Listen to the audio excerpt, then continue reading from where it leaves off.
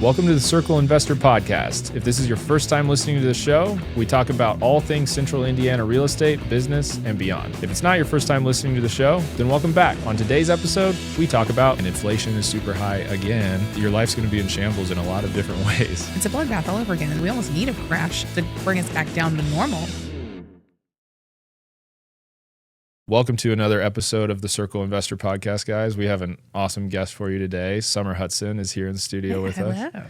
Welcome. We appreciate you coming on. For those of you that don't know, Summer is Find a Lot to Love on the socials, on Insta and TikTok, and also the team lead. So Summer is a real estate agent and team lead with EXP, the Find a Lot to Love team. Just expert in all things real estate in downtown and greater Indianapolis area. So welcome to the show, Summer. Thanks for coming. Thanks for having me.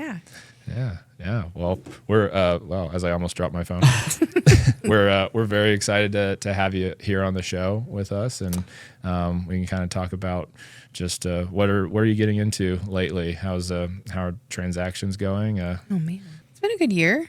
I feel like considering things have been kind of Wild West lately. The market shifted in a weird way. Yeah. Of all of my time, I've been an agent for 8 years, and I feel like just this year has been kind of like, I'm kind of frozen, like, what's going to happen? Because we went through a period where, during COVID, it was nuts. It was like, you got to sell your firstborn. If you don't get in the house in 10 minutes, it's sold. Yeah. And you're just running crazy. And now it's like, I have buyers I'll show them a house, and they'll be like, I'll go home and sleep on it for a week. And I'm like, sure. Okay. And then they come back and they go, yeah, offer them $40,000 less. And you're like, there's no way they're taking that. And then you offer that and the seller goes, sure. You're like, okay. Yeah. But it's still technically a seller's market because the inventory is still low. Yeah. You know what I mean? Like, it's a weird. I'm an agent too. So I feel like I can completely relate to what you're talking about. Like, I sort of refer to it as a stuck market. Yeah. It feels very stuck. Yeah. It's like, we're not moving forward. Like, buyers are sick of people's crap, and like sellers are starting to realize, like, I kind of missed the hype. And so everybody's just kind of, it's like everybody's waiting to draw their gun, but nobody's, you know what I mean? It's like a standoff. It's like hold. From The Office. Right? Yeah. Literally. It's the Spider-Man meme. Yeah. Yes. Yeah. So it's been weird. Yeah. No. I kind of like that I don't have to like show houses in my pajamas because the house just hit and I got to get out now. Mm-hmm. So I'm okay with it. The seller's market was getting old. Like the intense the 2021, 22 seller's market of like, trying to explain that to a first time home buyer. That's like trauma. Like every agent has lived through. Like, I never saw my family. My kid didn't even know. I missed all firsts that year just about because I was like, I'm out showing houses and I haven't seen my kid in 3 days because we're just rolling one after the other. Yeah, trying to make hay while the sun shines. Yeah. But yeah, I mean, it was so difficult though, because you had sort of experienced buyers who had maybe either they were investors and had done a lot of transactions, or they were people that had bought and sold property in the past. Like, they were better equipped to be in that type of market because they understood, like, wow, 2.8% interest rate, 3% interest rate, like, this isn't like, I need to get this, I need to get in now. And like, you had things going over asking, appraisal gap coverage, waiving inspection. People were just doing whatever they could to secure deals. And then you had, your first time home buyers like, I'd like to buy a house. Like, right. But all that stuff that you're asking me to do sounds scary. Mm-hmm. But they still did it. That's what's even crazier is they still did it for the sake of the interest rate, right? Mm-hmm. And now you have all these buyers that are sitting on the side going, I'm just going to wait until the interest comes down. And I'm literally looking at them like, it's never going to happen again. Like, to see those interest rates again, I don't think that was the anomaly. I think people don't understand, like, the 2 and 3% was the outlier. Mm-hmm. Like 6%, and everybody's like, it's 6 and 7% now. I mean, yeah, but that was the national average forever. And honestly, if it comes down, it's because they're printing money, and that's not good. Like you don't want to be, then you're buying a market in the same environment again, and inflation is super high again. Like, your life's going to be in shambles in a lot of different ways if it comes down like that again. Yeah, and then it's a bloodbath all over again, and then houses are going to jack up in price. Like, we're just going to keep climbing this mountain. It sounds terrible as an agent to say, but we almost need a crash to bring us back down to normal because it's just been crazy. So We hear either I'm waiting for the interest rate to come back down or I'm waiting for the market to crash again. We hear that a lot. I don't think it'll crash though. I think it's just going to be a slow. I mean, it's doing A it. mesa, right? That's what I'm hoping for, a nice plateau. Like let's just Some stability. Let's just keep it at a median home price of 310 for 4 years. Yeah. I mean, I think we're starting to see a little bit of that, right? Because like we're not seeing the bloodbath, and we're seeing sellers kind of offer a little bit more, and buyers are taking their time. I don't know. I feel like we're getting a little bit balanced. Yeah, I think that's what I've been telling people. It's not really a intense seller's market, but it's not a buyer's market. Inventory's low, and things do sell if they're priced right. So we're stuck. Which is if it's bad for it, it's not really particularly bad for buyers or bad for sellers, but it's bad for agents. There's just less transactions to go around. So it does. I do think the agent washout rate's probably going to be.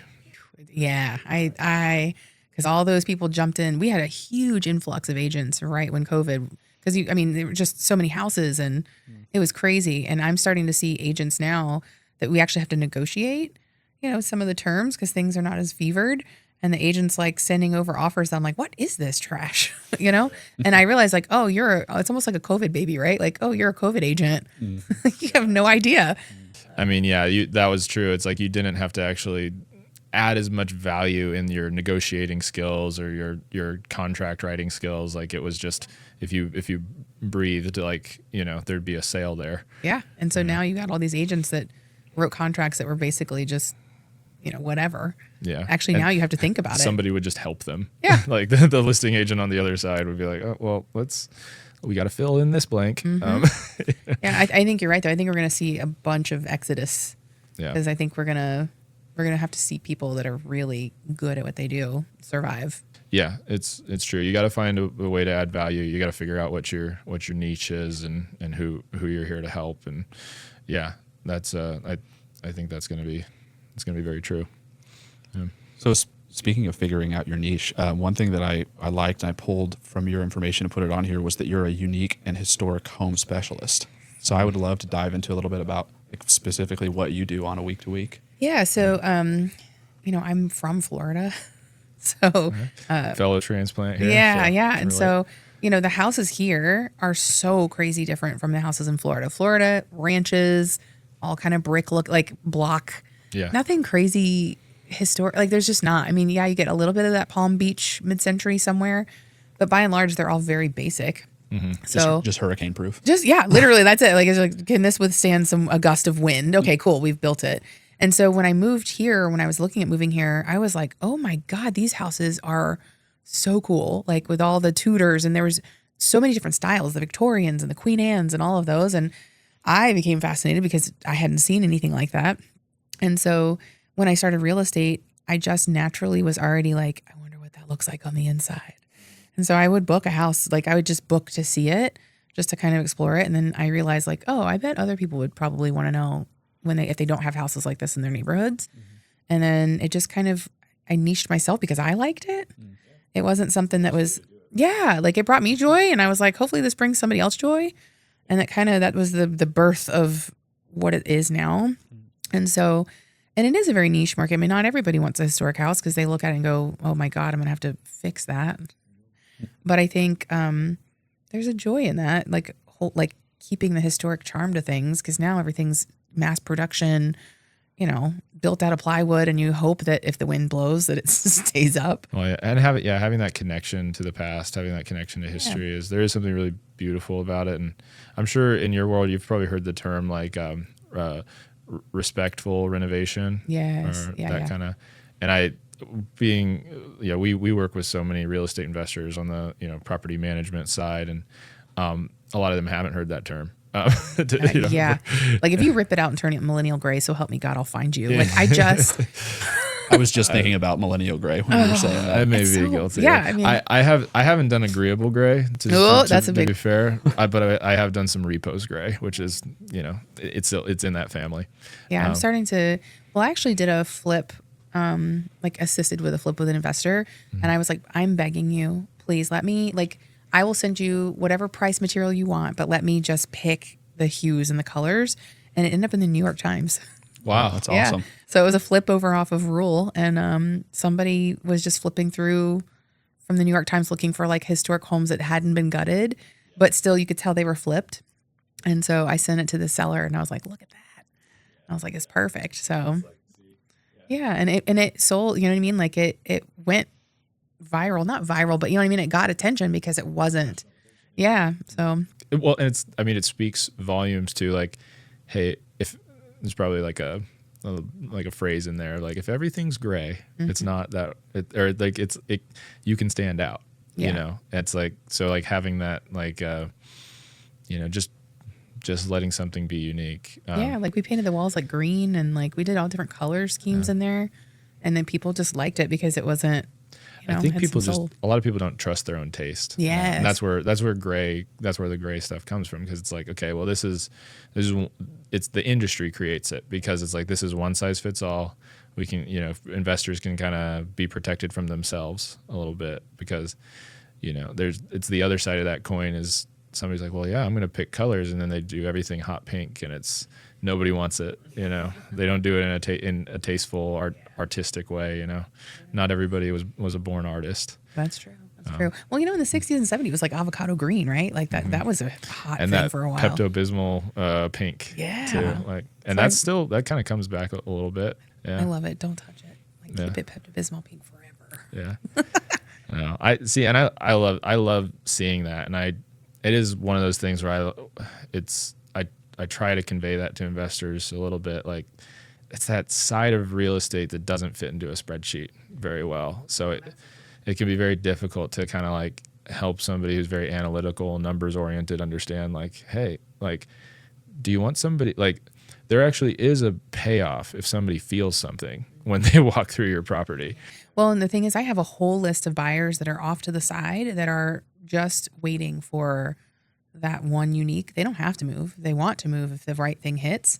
And I have a whole list that's off to the side that mid-century that's in like mint condition with the Pepto-Bismol pink, and like they're just waiting for that to pop up. They're waiting for grandma, mom, peepaw to like kick the bucket, or what is it, death, divorce, or diapers, right? Like one of those to hit. D's. Yep.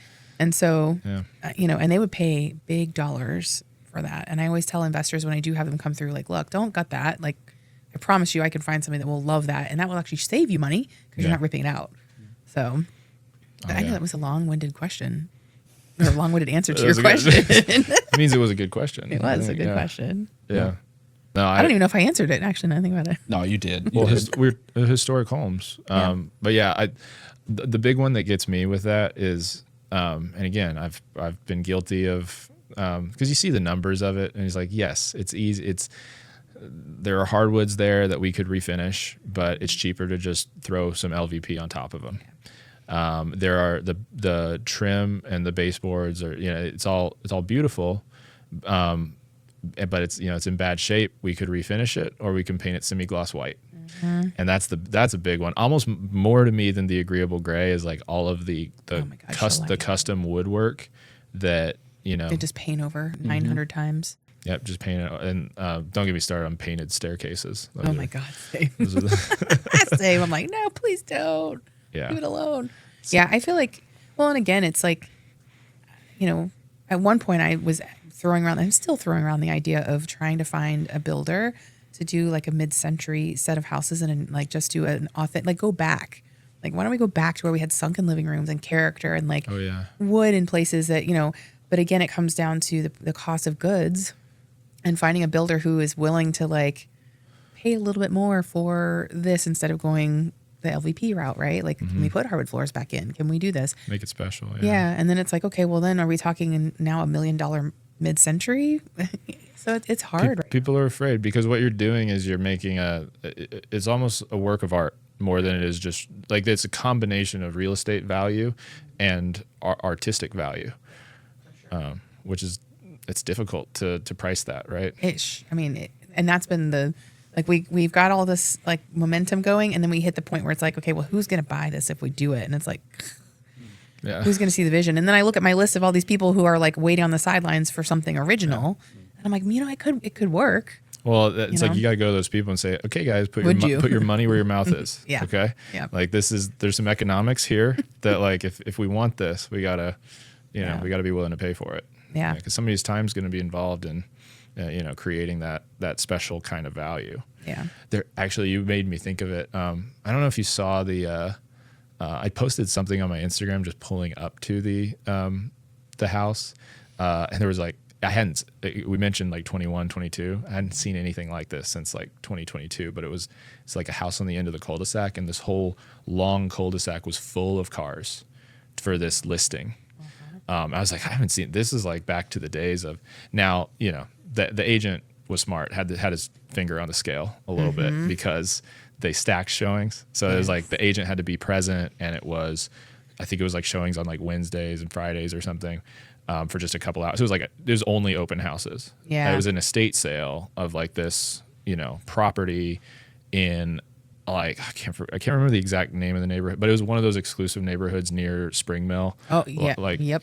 I know exactly. The house that I'm thinking. Is it of? over on Spring Mill? It's not on Spring Mill, but it's like it's in that area of like you kind of have like Michigan Road up there, but it's like it's south west of Michigan. I should know Road. this. I live right there. Yeah, it's in that like little pocket crow's nest. North, almost Keystone Crossing, but more west.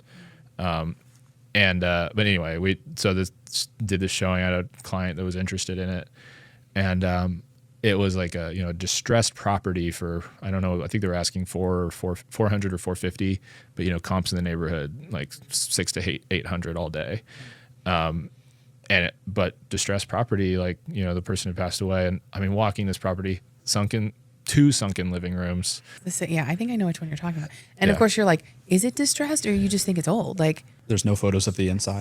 Well, it's distressed in the sense that it's unoccupied for 6 months, and the raccoons made it inside. Oh, well, there you go. I know which one you're talking about. Then, okay. Yeah. Yes, yeah. I mean, it had issues. I mean, probably it had mechanical issues, needed a new roof. Like there's things that this property just needed to be livable. And it had a bunch of mismatching carpet that even if you're gonna restore it, like you're probably replacing all the carpet. But yeah, that was one of those that's like, oh, I hope a flipper doesn't get a hold of this. Yes, yeah. I say that so. I'll see one that hits, and I'm like, oh, this is a cute little like $250,000 ranch that's been, me, mom, people definitely passed away, and it hasn't been touched. Yeah.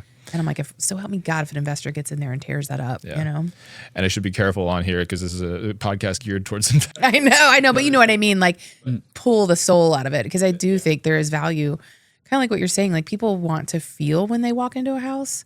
I mean, because I'm predominantly buyer heavy, I feel like when they walk in, they know really quickly if it has any type of feeling for that. It's like, say yes to the dress is what I tell my clients. Like, you're going to walk in and you're going to feel some type of way, and it's either like, no, or, oh my God, this feels good. It's really hard. Like I've listed properties where, I'll say like, I don't know what means they bought it through a wholesaler or something, but I'm on the back side of it after they've done this renovation, and they're like, yeah, can you list this for me? And I'm walking through like, I mean, this still has a lot of issues you got to correct. And maybe I get them to correct some of them. And then we go to list, and this property, like, it's all the same LVP throughout, the same fixtures bought from Amazon. Like, like everything is just as, cookie cutter straightforward as possible. And, they try to price it in line with like some of the comps, and then they're shocked that we're not getting like a bunch of traction with buyers. It's like, yeah, it's not, here's the difference between this and some of the comps in the neighborhood. And then it's like, if it doesn't fit that sort of perfect, that checklist of, stuff that it needs, like. Well, even like if you go to Irvington, right? Like, Irvington's a predominantly historic neighborhood. Like, it is hands down, people move there for the historic features. And I feel like you always know when an investor that didn't know the community got in there, and they'll gut it and put, newer stuff, thinking like, oh, this is all old. And the neighborhood will literally fall out like, oh my God, what did they do? And the house sits, and the investor's like, why is it sitting? And it's like, well, you didn't know this neighborhood at all. This was not the neighborhood to do that to, But I do say that, like, I always tell some of the investors that I have worked with, it's okay to do what you're saying, like the LVP and stuff like that. Like, I know you've got bulk lights, right? You've got the same 10 lights that you rotate through or whatever, but even just changing the paint color to, like a green or a blue or whatever, even that gives it the difference of the millennial gray that we've seen. Just do, right? do something. A piece of wallpaper in the bathroom. Yeah. Just something. Give it some feature that makes it feel, because it's just like social, and this is kind of a good transition to social media a little bit, because I kind of want to get into that. But this is, it's just like in social media, like you're going for pattern interruption. If you're creating content for social media, like same thing is true with listings. Like you got to keep in mind when you're renovating a property and you're trying to sell it to, you want to sell it at retail price to a buyer, like that person with that search set up, they're getting sent, half a dozen listings every few days. Why are they picking yours? Or why are they willing to pay, maybe slightly more for yours than everything else? Like it's gotta have something special about it. If your property just looks like half a dozen other properties, why am I submitting an offer on this one instead of the one down the street? Then it's just a race to the bottom with price. Absolutely. Pretty much. Yeah, I agree with that completely. But yeah, speaking of pattern interruption, so you're an influencer, right, Summer? Yeah, I mean, yes, no, I don't feel that way, but I guess. But you've garnered following on TikTok and Instagram, and you create content that people enjoy. So if you call that an influencer, Yeah, I mean, I influence people to look at houses differently. At least I try to. Yeah. Yeah. I guess what's your whether it's somebody who's in real estate or just somebody who wants to be more active in creating content, like what's your advice? Oof. My advice, my number one advice I always give people is actually show up authentically as yourself. I feel like, content creation in the beginning, not a lot of people were doing it. And it was kind of like, oh, somebody's doing these videos, right? It was super cool. But then you got another and another and another. And then they all seem to be the same, right? It's talking heads or B-roll or, and you just are like, oh, it's another. I feel like the algorithms are really awesome in that they help you find your community in a way. Like what I scroll on Instagram and TikTok is going to look way different than what's on your platform, right? But I think, everybody talks about your niche, and really it's more like your vibe attracts your tribe, I feel like. Yeah. And so for me, I think my success has been that I've showed up as I am, unapologetically. And if you don't like it, go find your algorithm elsewhere. The people that come to me know and like and trust me now as I am, and they know they're getting me, right? And then I always tell people, like, what are you into? Are you like chickens, like farming? Cool. Then just do a ton of content on chickens. Like, tell us the story. Like, chickens have personalities. Tell us what old Bessie over there is into. Like, get into it. What are they thinking? Yeah, like chickens. I don't know, but you know what I mean? Like, I feel like if that's something you're passionate about, we'll put that into your content, and people that also understand the chicken world will, you guys can talk chickens, like whatever. It's a great network. Yeah. So I feel like, niching is important, but the biggest thing is showing up as yourself. Because I think people realize when you're when you're joyous in your films and you're happy and you're really pumped about what you're talking about because you love it, it comes through, right? It's not just some scripted ChatGPT pumped out. Well, totally. That point really hits home, like for conversations that Ryan and I have with this podcast. Like we just had a similar conversation earlier today about like the B-roll. Like we want this to be as authentic as we possibly can, not just using stock B-roll. Like I think our comments were like, try to make the B-roll something that seems like Ryan and I might have actually filmed that on our phone. Yeah. And that's just like a or use something that we filmed on our phone. Yeah. I mean, there's a lot of times I'll like film, something's happening in my house, my dog's being weird, and I'm like, I can just put something really cool words and dump that out there, and it's and it's true, it's my house, it's the chaos that's happening in my world, and here's some inspiration about it. The whole time you were saying that about the B-roll, I was thinking about that because we have a meeting actually the same day we record these podcasts. We have a meeting with our team of we have a couple editors on our team that help us kind of put this together, and that was we were going over that with them, and I'm like, the whole time you're saying that, I'm like, I'm so glad our editor is going to hear all of this. Yeah. Just reinforcing what we were saying earlier. Yeah. You can cut up anything and just, I mean, it's wild. Yeah. But yeah, we produce clips from these episodes that'd be so meta if this is in a clip and I was talking about making clips. But no, but I digress. I just think that is something that we're really one of the reasons we were excited about doing a podcast. Actually, I shouldn't even say this is actually something we really understood when we first started this podcast.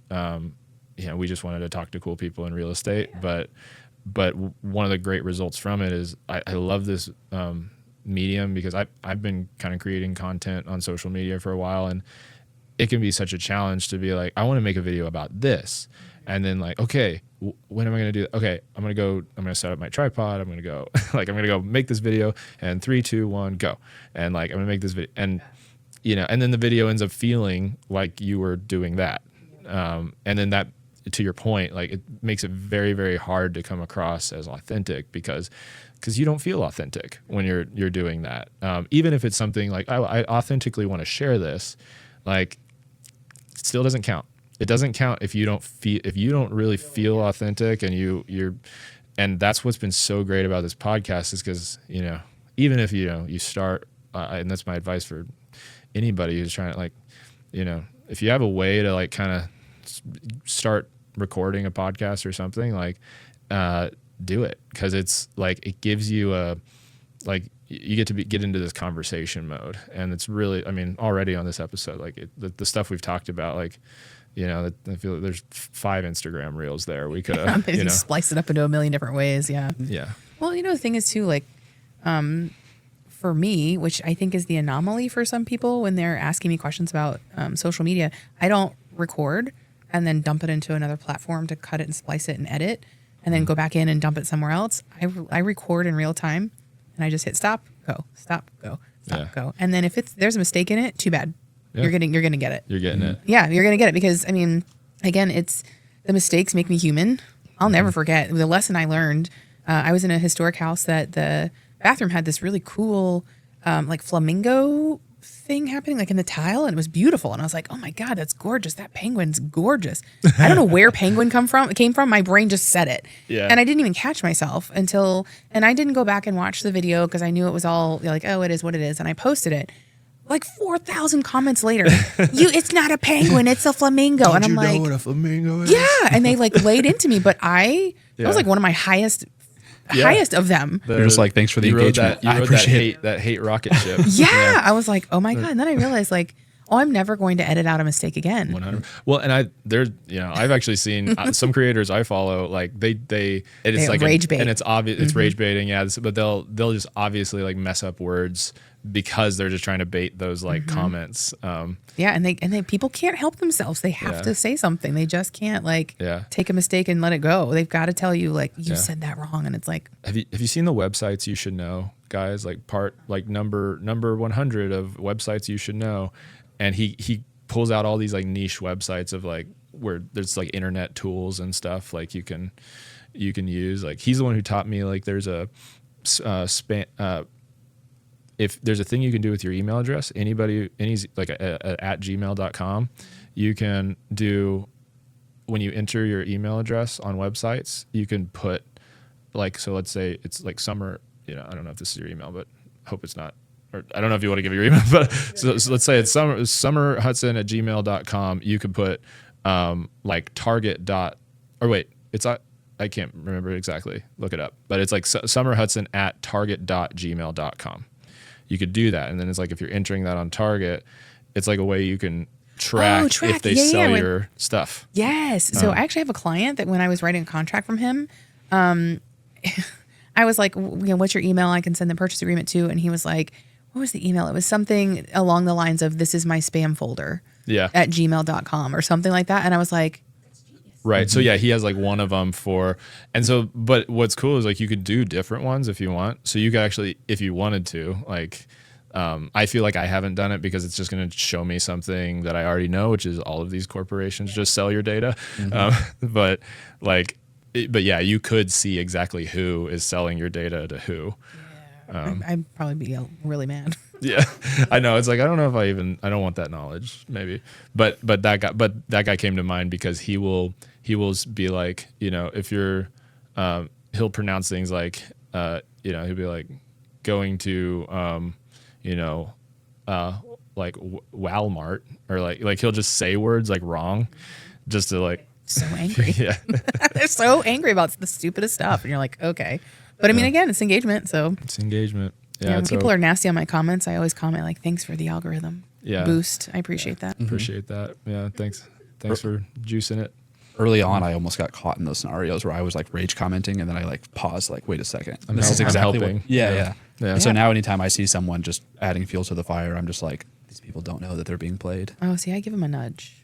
I give them a kind nudge enough that like maybe they'll comment back one more time. Yeah. And then it's like, okay, yeah, if you really don't understand at this point, like, sorry, you're making your own bed, buddy. Yeah. Well, I mean, again, TikTok is a monetization, like so is Instagram. So every comment you leave, thank you for the penny. Appreciate it.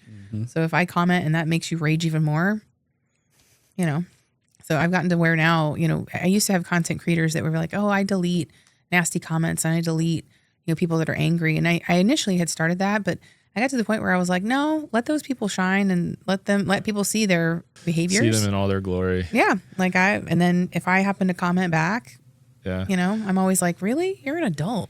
Like, that's kind of sad. So I get a lot of, I've been on, I went through a weight loss journey, and so I get a lot of like fitness. I get fitness content, and oh yeah, sure. When I post about it, I get some hate too. But I follow these people who have gone on these extreme weight loss journeys, and when they post about it, especially if they're posting like kind of body pics, like they get so much hate. And there's one that I follow, which he's actually like a really fit dude, but he'll he's like, okay, posting what my haters look like, and he'll like when he gets haters, he'll just like post their their profile shot or whatever. Profile shot. Yes, like, all right. I'm seeing that a lot on like the girly side too, where it's like women that get terrible comments from men, and they'll be like, really, and they'll post like picture of them, picture with their of family. this guy, and you're like, ooh. So I do love that trend that's happening right now. Accountability, it's like, and that's the problem is like you get these keyboard warriors, like people that are just like they hide behind a keyboard, and it's like, well, You saw when that lady drove 3 hours to that guy? I saw that. To the guy's place of work? Yeah. Yeah, I saw that. And she was like, say you're sorry. Yeah. It's like, that is amazing. She filmed it. Like, yeah, so he was nasty to her in a comment, and it was nothing she really, her video wasn't terrible. He just said something nasty. So she figured out where he works and drove 3 hours and opens the door. I was like, this your name? You commented this? And he was like, ugh. And she's like, you owe me an apology. Yeah. And he was so freaked out by the fact that she was there. I mean, she did some deep diving on him and found some dirt and was like, I'm going to tell your wife if you don't say you're sorry. So it got crazy. But I mean, I was like, holy cow, that's, you got to be careful, I guess. To me, that is, I mean, that in a way, it's like, that's like one of the more wholesome things she could have done, right? Like she could have completely like doxed him and ruined his life. But like, I feel like that's in a way that's better. Maybe everybody can learn something from that. I know. I would. Hopefully he at least learned. Yeah, at least hopefully he did. Yeah. Nowadays, I relate more to something I saw recently where this girl was saying, you couldn't pay me to be in someone's comments. Like, if I don't like what I see on social media, I just scroll. Yeah. Like, I'm not going to take the time to stop and comment on something I don't like. Well, and here's the thing. I mean, every time you comment on something you don't like, that just only boosts the algorithm to show you more of that content. Yeah. So, I mean, she's not wrong. I mean, the sort of the attention economy we have found ourselves in, like the cruelest thing you can do to somebody is ignore them. Yeah, that's absolutely true. If that's what you're looking to do, like ignoring somebody is really the about as much as empowered as you can make yourself to, I would agree. I think people are thirsty for connection. That's why it's all working the way it works, right? Yeah. Yeah. And some of it's counterproductive to it, That's true. I think that's the trick. And I mean, that does kind of bring it right back to what you're saying about like the authenticity. Like that's the content people want. People don't want the content that feels like, wait, is BlackRock somehow behind this? Yeah, like, it's right? like, who's financing this? Yes. Like, they don't want super produced, like, something that feels like it came right out of a corporation. Like, Yeah. just what people are hungry for is, they're on social media sort of ironically because they want real connection. Yeah, and it's wild. I didn't realize like how, I don't want to say influencing, like, again, because I know I'm an influencer, but I don't feel that way, right? But it's interesting because, I was on the very verge of getting sick. I mean, just enough where you get that little tickle in your throat and you're like, God, I just probably need to get some zinc in me because I have a feeling it's coming, right? And so I had this tickle in my throat. And I just went about my day and I recorded a couple of TikToks, and like so many people went in my comments like, hope you feel better soon. And I was like, what? And a couple of people even commented like, your voice, it sounds like you're going to get sick. Take care of yourself. And I was like, that is so weird. Like they even heard that micro shift in my voice enough to care to be like, hey, you know? And so I think that's also when I recognize some of that like brand identity and like people relating to you. I was like, oh, they actually are like, oh, I hope you're okay. You know, from my scratchy throat. And I was like, oh. And I've never received that from my following. But to be fair, I think you've done, I would say probably an objectively better job than I have of bringing more authenticity into your comment. It's something that I've dabbled in. I've dabbled in authenticity.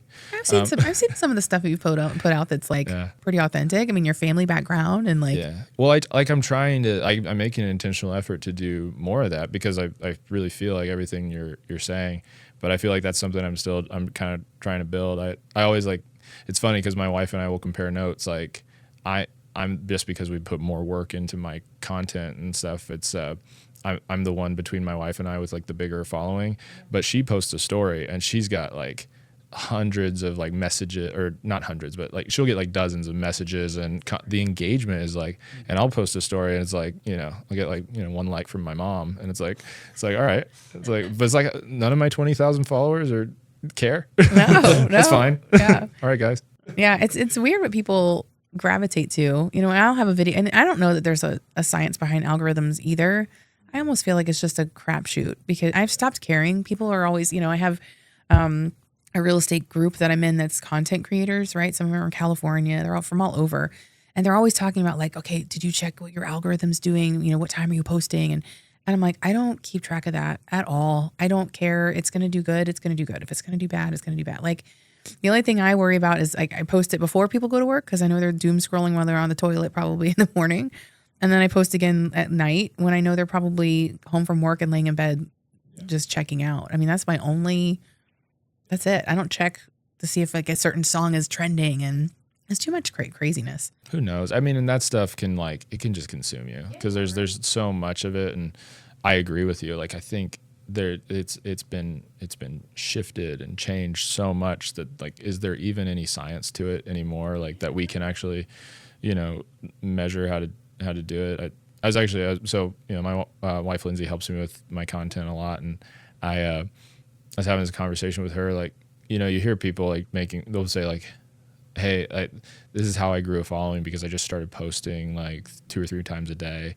And, you know, I've seen that for years now, like people saying that kind of advice. And, you know, I've kind of like started to be like, I think the reason that works is because no one knows. No one knows what works. It's just, if you just post out more volume and you're kind of switching it up every time, like all it is a crapshoot, and you're just seeing like, you know, whoa, this one took off, like cool. Yeah. And it's like the more videos you post, the more like content you post, the more chances you're gonna have. Well, and again, like if you think about it, like, you know, 1 week it'll be, oh, you need hashtags. The hashtags have to be so important and so catered to whatever. And then the next month they're like, just kidding. They changed it again. Now the hashtags you can only do 5 because then it looks spammy. And you're like, I just can't. And then the next week is like, if you ever post it with a hashtag, you're banned from the platform. Right? It's just, and to me, again, it's like, I don't know. I guess for me, for social media, besides like the showing up authentically, I truly believe we are so disconnected. So, I mean, we are scrolling all day. We're not even looking up on our phones at dinner time anymore. Like there's nothing happening between people. Like we don't even write letters to people anymore, right? Like we send them an email, we send them a text. There's nothing tethering us anymore. And so I feel like when I do my TikToks or when I'm talking my TikTok, like I just feel like I try to make it like you're my friend and like come with me in this house. Let's talk some trash about it. Let's like, do you like this? I like it. Yeah. Is it ugly? Do you like it? I don't know. What do you think? But also, like, that's also why I say hi in my video. Like, every single video, I always make sure I stop in the mirror and go hi because you can't see me because I'm on the other side of it. Yeah. But it humanizes me. Like, hey, I'll even say, like, I'm in my pajamas today. Hey, you know, because, like, I'm showing you this in my pajamas. But I think for me, I don't push out all this highly scripted, highly thought out, like, voiceover content because I think my draw is that I'm like the anti-influencer. And I think that's why I struggle thinking I'm an influencer. Because to me, I'm not purposely trying to. I'm just like, hey, come with me. Like, hang out with me. Right? Yeah. No, I mean, I relate to that so much because I think of myself that way in the real estate context. Is like I want to be the anti-realtor. Like same. I don't want to be I don't wear my like realtor button. You know, it's like that's actually what my slogan is on my Instagram. It's not your polyester blazer agent. Yeah, that's what it says. Yeah, because I mean, I feel like I got into this business because I was like, I feel like there's something they're not telling us. You know. Yes, a lot. Yeah, I feel, when I started out in the industry, it was, cover your tattoos. You can't, your hair, you need to dye it all one color. It was very much like wear your blazer and your little name tag. And I was like, I'm not doing that at all. I'm sorry. I can't sell my soul to make $1. I'm just not doing it. Especially when you, I mean, I think nowadays too, it's in a way, so many ways, the real estate agency industry it's completely jumped the shark, to the point where like that stuff doesn't work. Not anymore. But there's still so many people that are like, no, that's what it is. That's how to do this job properly. Yeah. I've had a lot of agents in the very beginning when I was, picking up on TikTok. I had a lot of agents like, you should cover your tattoos and you should watch your mouth. And I'm just like, yeah. Like, okay, how many transactions did you do, Deborah? Yeah. Deborah. Yeah. It's like, Deborah watches her mouth and she watches her mouth right into less and less production every year. Exactly. Yeah. So I'm not worried about it. Yeah. It ties well, I think, into that authenticity theme that we're talking about, because it really is a magnet, whether it's in your real estate clients or in your social media following, it's a magnet for like-minded people. Yeah. I mean, literally when I talk to people like outside of things, just in general, just friends, family, I'm heavy on the your vibe attracts your tribe. Mm-hmm. Like that is something I almost live by. And when people leave, I'm like, they aren't for you. Like, it's fine. Let them go.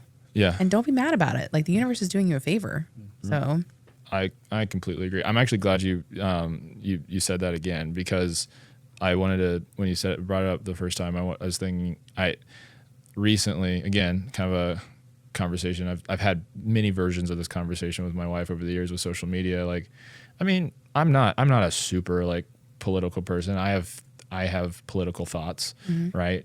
I don't share a lot of politics like on my social media, mostly just because I don't feel qualified. Like I feel like I'm going to say something that I have no idea what I'm talking about. But I've like over the years, like, I mean, there's just been certain moments where it's like, I want to like share something on this, and then I'll like go back and forth with my wife about it. Like, should we? And it's like, well, like you're gonna offend half your audience with like. Why offend? Right. Well, but so, and I really appreciate that you do, and that's what I'm going with it is like, I think I've kind of come to believe now, like, not that I'm not like setting out to, enrage people and I'm not even at, any controversial subject. I mean, part of the controversy I came on originally was just telling people that Indiana's cooler than where they live. Oh my God, right? Like there got so much hate for that. And that was one of the hate rocket ships I got to ride, which was fun. But that's also like really what helped teach me, like, okay, if you're willing to offend nobody, then nobody is going to be that interested in what you're talking about. Yeah. Because you're like, you think about your tribe. Like if you're not really doing them a service. You're not talking to your people when you're trying to like, be a politician up there. And just ironically, by not being political, you're being a politician. Yeah. You're going in and you're being like, I'm I see both sides. You're just like you're lukewarm with everything. Yeah, and I feel like my Instagram is very unhinged. Like, I mean, as far as like my my actual posts, they're all real estate related, but my stories, that's a whole other like crash out for me. And at first, I had a lot of agents that were like, "I can't believe you posted that political thing on there," and I'm like, "Really?" I'm like, because I'm going to advocate for what I like, the people that can relate to me or that I'm championing for, or I'm advocating for, are looking for people that are going to stand up for them. I have privilege, right? So I'm going to use my privilege. I'm going to use my voice in the most positive way that I can. And the people that don't understand it or hate on it, they weren't for me anyway. They're not going to buy a house from me anyway, for whatever reason. And that's fine. And, I had a Tom Ferry coach say, well, you're isolating like 50% of people. And I'm like, good, go find another agent that matches what you want them to match. And the truth is that like that isolation, I think that's kind of like, that's the realization I've had is like, if you keep all 100% of that group, none of them care about you as much as that 50% that you've kept after you lose that. the 50% that weren't going to work with you anyway. Or you do one deal with them and then you never hear from them again because they really don't care. But I mean, I've had, even recently I had a woman who reached out to me and she was like, I know this is going to be a really hard listing for you, but I'm in the middle of a domestic violence situation. He's in jail and I only have a small amount of time. I'm the only person on the deed. I have a small window to get my house sold and get out of here while he's in jail. And I was like, heard. And when I talked to her, she was just like, you were safe. Of all the agents, I've watched your TikToks, I've watched your Instagram. I see how you feel about these kind of things. And I immediately knew you would protect me. And I almost get emotional thinking about it because she could have chosen any agent. Like even like in her community, there's a dozen that like are hyper local to her community. And I told her, I don't work your area very much. Like it was a listing over on the west side, which is not my, you have dominant areas. I'm not so dominant over on the west side, but she reached out because it mattered to her that I cared about her situation. And that to me was huge, right? Like, oh, I actually spoke to somebody enough that they reached out because I felt like a safe space. Then that to me was everything, right? That's more than the dollar amount even for me. Yeah. I mean, those are the types of stories you like, I feel like they keep you going. Yeah, for sure. Yeah. And I mean, I've had a lot of those kind of like people reaching out and saying like, I feel like I can come to you and tell you our situation and you're not going to judge it or you're not going to, I've had every transaction type you can think of. I mean, I had a guy who bought a house for his cat. What? Yeah. I also said that was what I said at first. But this cat on is it whiskers on the purchase agreement? Let me tell you, his fiance was severely allergic to cats and he refused to get rid of the cat and she was getting injections and she was like, I'm tired of getting these injections, but he wasn't willing to let go of the cat. So they bought a tri-level and sealed off the lower part of the tri-level for their cat so that he could visit his cat like an apartment. They needed I hope that the house had like a delousing chamber, like right. I know. It's like airtight. Yeah. Yeah. I was just like, I've never searched for a house specifically for someone's cat, but That's here great. we are. So I've seen it in just about everything at this point now. Just like that's the one that took the cake. Yeah. But yeah, back to your point though, like even the politics side of things, like I'm not. I think I stepped into. I know this sounds crazy, but when I gave birth to my daughter is the moment I really was like, oh, it doesn't matter.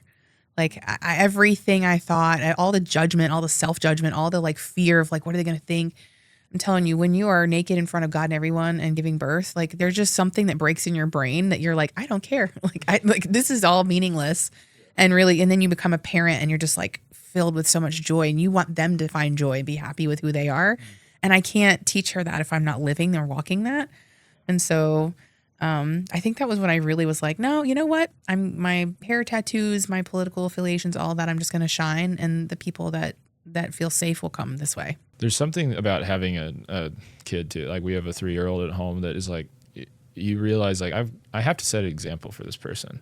And it's kind of easy to get through, or I found it rather easy to get through your 20s and your 30s, like where you're kind of, when you don't have kids, like you could kind of be this chameleon. You could kind of like be like, oh, I mean, and I've worked in sales, like, or a form of sales of being a real estate agent since 2026. So you kind of learn the mirroring thing. Like I'm not gonna, I know if I said XYZ, it'll probably offend this person. So I'm like, and you do that with people you meet all across the political spectrum.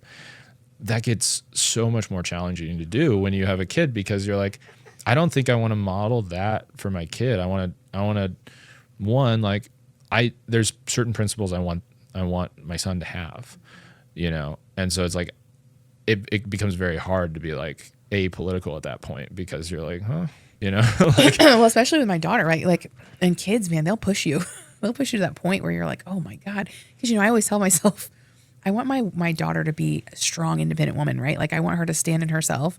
But when she looks me in my eye and goes, no, I'm like, oh my God. But I want, right. Right. And I'm like, I'm so glad you said no to because you would, and she's even, we're also teaching her like body boundaries and, my gut makes me feel this way. Right. And so she was trying to put on something and I was trying to put on, I was like, come on, hurry up, get dressed. I'm trying to rush her to school. And she spun to me and she's like, body boundaries. And I was like, oh, because what do, right? You're the parent and you're like, I really am so proud of you right now, but I also want to punch you. Like, I was just like, oh. So kids, man, will really They test your like. they see everything. Yeah, they that I mean it's I think it's a healthy thing. Well, it can be like depending on how you respond to it, but it's like, but I think if you let it be, it can be this just really it can help you grow as a person, becoming a parent, like and just. Well, in a way, if you think about it, like you just talked about mirroring, right? In a way, your kids are the mirror to you and really like the reflection of who you are. Mm-hmm. And when they say something messed up, you're like, oh, dang, that was absolutely me. And they got me, you know? Yeah. And then, but also at the same time, you know, I look at my daughter and anytime she engages with other people are like, oh, your daughter's so kind. Like she's so welcoming to everybody. And I'm like, yeah, she is, right? Mm-hmm. Like, good. I'm so glad to hear that because that's what we're practicing at home, right? Yeah. So in a way, it's like you don't want them to mirror the wrong things, but really they're the mirror for us to examine ourselves and be like, oh man, you picked up that from me. God, that's, you know, so. She's most comfortable with you, so that's why she's defiant at home. Yeah, honestly, yes. I mean, she'll, say, yeah. And I embrace it. She's a goofy kid. I can't. You're both reminding me of this book that I read years ago, The Subtle Art of Not Giving an F. Oh yeah, that's a great book. And essentially the takeaway for me was figure out, like make your list of priorities, figure out what really matters to you and just stick to those because no one else cares as much as you do. So whether it's trying to be authentic in social media or presenting yourself as an agent, it's all kind of the same. It's like figure out who you are and what matters to you and then just roll with it. Yeah. And again, it's that like the universe does its magic and like it just aligns. I feel like when you're where you're supposed to be because you're happy, like things will gravitate that way for you anyway. Gives you staying power. Yeah. That's the big, that's come up on here before is like, you know, I love that idea that if you're going to get into kind of any business or project or, you know, whether it's creating content, like you imagine that you're going to do it for free for 10 years. Like, would you still do it? And like, that's I think a good litmus test for it. Like whether it's something that actually brings you joy or if it's something you're just kind of, I'm doing it because I feel like I'm supposed to. Yeah. I feel like we could keep going and going. Yeah. I like I said, I can always chat. Well, thank you so much for coming on the show, Summer. This is fun. I feel like we got into so many great topics. Do you have anything that you want to plug? No, not necessarily. I mean, my social media, Find a Lot to Love. Feel free to add or comment something crazy. I'll comment back. Yeah. Be nice. Yeah. Be nice. Be nice. Be supportive. Yeah. Check out Summer on TikTok and Instagram. So if you want to reach out. But thank you for tuning into another episode of the Circle Investor Podcast. Yeah, thanks for having me. If you enjoyed the episode, please leave us a 5-star review on Spotify and like the episode and subscribe to our channel on YouTube. That really helps us out. If you think someone that you know could benefit from hearing the things that we talked about on today's episode, please share it with them. You can check out our full library of episodes wherever you get your podcasts. And if you have any suggestions for the show, like who we should interview or a topic we should discuss, please email us at circleinvestorpod@gmail.com. That's it for today, but join us right back here next week for another episode of the Circle Investor Podcast.